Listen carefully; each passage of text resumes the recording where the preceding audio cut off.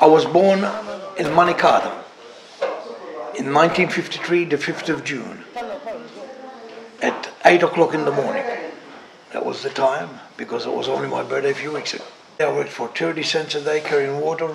I worked for half a pound a day in the farms with other farmers. And in 1967, my parents decided we should go to Australia for a better life. What is a motorcycle? To us, it's a sport and a brotherhood. Why it's a brotherhood? Because we get used to each other so much. It's like we get so close to each other, something becomes more of a family thing.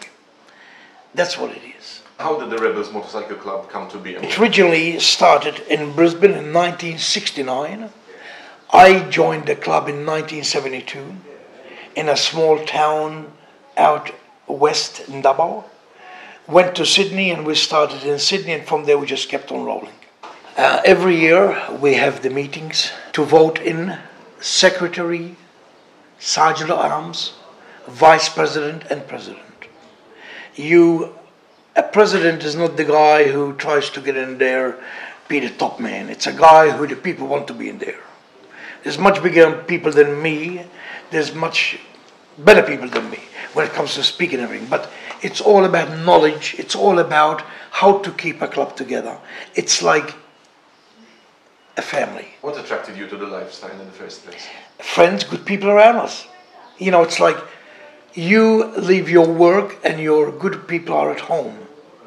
You know, we are the same people, but we also go out and have a good time with our friends who are members of the club. That's what it's about.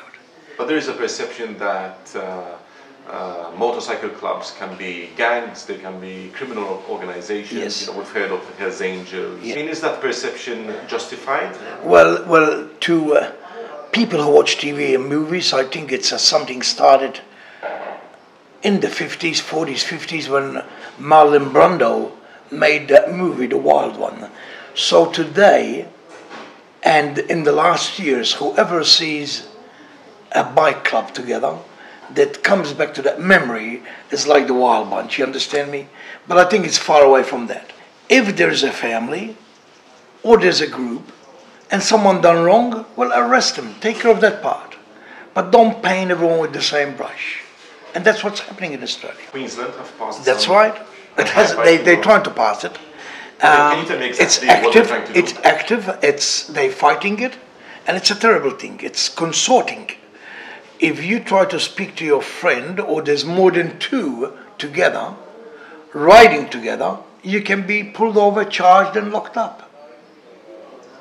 How sad is that? It's a law came in 1933. Consorting was abused by the law itself. They were just charging everyone about it, so they put it kind of away. Now they put it off the shelf and using it against us. Why should you be charged for something you are speaking to a friend? It's unheard of. I'm not trying to say we squeaky clean. There is some activities. I believe you find that in many families. You find that in many groups. But if that's the case, take the guy aside, charge him with his prison or time, do it. Don't paint all with the same brush. There's good and bad in everything. You know, you find people say, well, you know, that initially they're bad people. I don't believe that. I believe there's good and bad in everybody. But you should not paint them all with the same brush.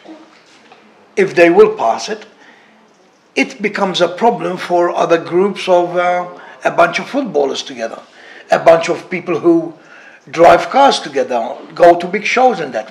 How is that going to deal with it? Because if it's going to be for us, I'm sure it's going to be for them too. They don't realize that yet because they think we are the target. But in time, they will pass that over them. And put it this way, say the motorbike riders have got rid of the bikes and all jumped in cars. So what's going to come out of that then? Are they going to start attacking people in cars? Look at it that way. Or if they jumped on horses, for that matter, like the old days. You know what I'm saying? Like, they'll try everything to jail you. And this is the life of a bike. It's not a good one. You really have to love Harley Davidson to be involved in a club today. It's a tough one. And it's getting tougher and tougher. In America, of course, they tried everything they could throw at him, the same thing, you know. And they treat him like the mafia gangs. It's all a joke. It's a joke. But surely there are some real examples of criminal infiltration within motorcycle gangs. But Europol very had true. an alert. So very true. Are the laws which are trying to pass are based on actual criminal activity? Well, the fact of it all, the biggest criminal activity, it's not in the bikies. It's a white collar and a tie. The Minister for Immigration in Australia has repealed your travel visa to re-enter Australia. Do you know the exact reason why? It comes under Section 501. It's a case I fought in the past in the High Court and I won. When I tried to be Australian citizen, they said to me, got 7 days to leave the country. I said, leave the country? I got 41 people work for me. So I went to my lawyer, he said, this is a serious case here. We took it to the High Court and I won. I won because I went to Australia before 1973 and 74. We were with the Commonwealth when I went to Australia. So they could not tell me to leave the country. But this time, I was outside the door and they shut the door behind me. It's a joke. They can pick on anyone and say, well, it's this, it's that. I mean, what have I done to come under the character? I ride a motorbike. I am with a bunch of people. Some have got criminal records, some don't. But isn't it everywhere?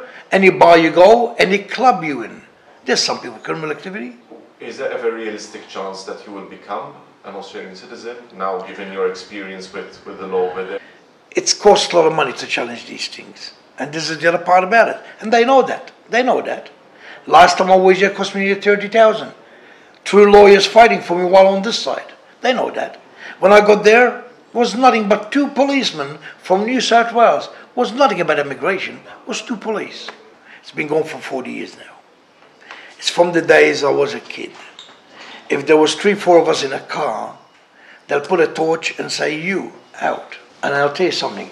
As much as I would love to be Australian citizen, I will be proud to be Maltese as well. Thank you.